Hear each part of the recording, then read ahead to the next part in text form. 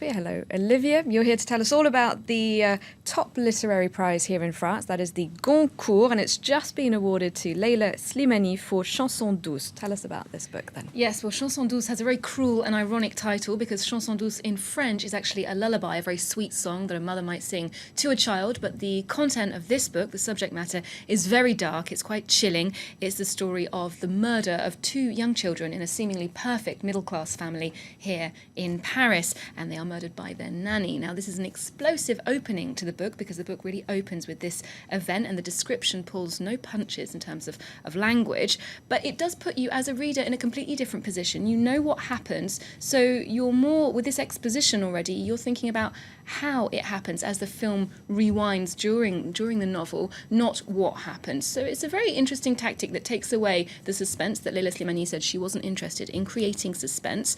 Obviously, there's this very tricky question at the centre of the book of modern motherhood, the guilt of leaving your children with somebody else, and the social pressure, responsibility, this idea of having to go back to work or not. What many readers have said is really successful and quite uncanny in her writing is that she manages to describe this very specific social sphere, which is kind of Paris middle-class world, the domestic sphere, the tensions between employer and employee, which the relationship is friendly but not without tensions, and the bourgeois values that are well-meaning but at times perhaps a little hypocritical, as she describes them. Now, Leïla Slimani was with us in the studio at France 24 to talk about the book, and she describes the sociological dimension of it. Let's hear from her. Ce qui est intéressant, c'est que ces gens sont un peu le prototype. What's interesting is that my characters are kind of archetypal Parisian hipsters.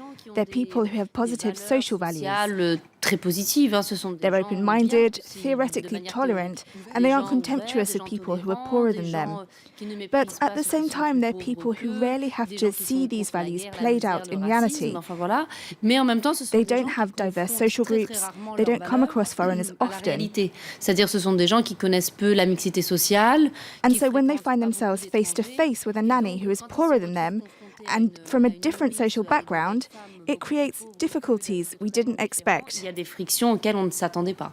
And in fact, Chanson douce was inspired by true events, the murder of small children in the US by their nanny, but it's really her transposition to this Parisian milieu with its very specific social codes that people have found very authentic and is one of the strongest points of the novel. So this is also a discourse, as she says, on class, the notion of paying someone to care for your children and how those jobs are valued in modern society. Childminding is not an extremely well-paid or well-viewed job, or well-valued, is what she's saying. So these are very pertinent questions to be bringing up right now in France, where the economic climate, hardship is playing out in a social way within relationships. So Leïla Slimani examines this as if it's through a magnifying glass with her very precise, excellent prose style. So that's the major theme. And I understand that she's a relatively young recipient for such a prestigious prize. Yes, this Franco-Moroccan author is 35 years old, which is relatively young. It's her second novel, and she is actually only the 12th woman to win the Goncourt in its 103-year history, so that's excellent as well. Her first novel was published in 2014, Dans le Jardin de l'Ogre.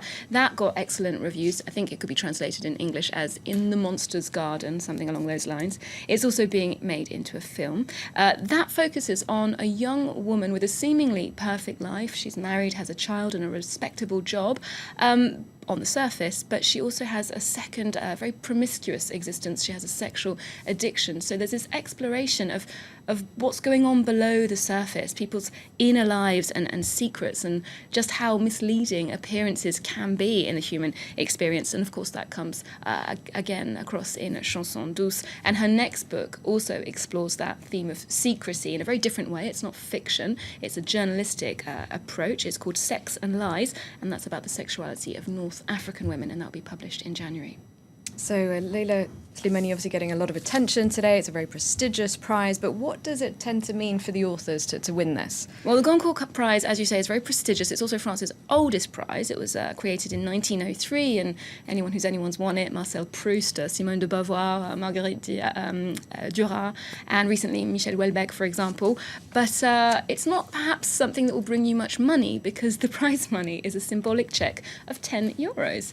Originally, the Goncourt was a little bit more generous than that. They gave you the kind of sum of money that would allow you to write your next novel. But recently, the effect of the Goncourt Prize has seen sales boosted so much At for Christmas, authors. I imagine. Yes, it's hugely. exactly the right time of year as well. So some people see their sales quadruple after the Goncourt, which in France means a couple of 100,000 books being sold. And in this country, authors take home between 8 and 12% of the cover price. So that's a considerable boost for their finances. And the selection committee is made up of a number of very respected journalists, critics, former winners of the Goncourt, writers, although it has been criticised for being a bit too male at times, and that's why the Prix Féminin was created in 1904, just 1 year after the Goncourt, to counterbalance that. And the French press have also pointed the finger at the Goncourt selection for being too focused on the three main publishing houses here in France, which is Grasset, Seuil and Gallimard. And in fact, Gallimard, Leïla Slimani's publisher, this is their 37th win.